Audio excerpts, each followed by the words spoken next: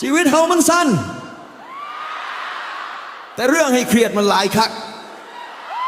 เรื่องคนเรื่องงานเรื่องขี้ปากไผ่กระโบหูมื้อนี้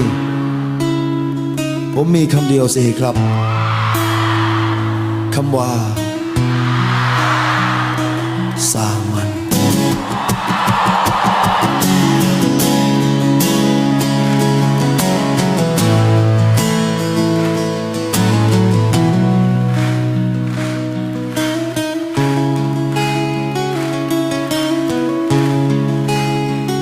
ไผสิสั่งเฮา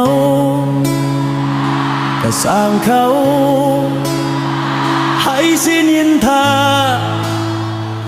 ก็สร้างปากเขาเฮาห้ามบ่ได้เฮาบ่ได้เกิดมาเพื่อให้ทุกคนหักเฮาเกิดมาเพื่อสู้ในทางของเฮา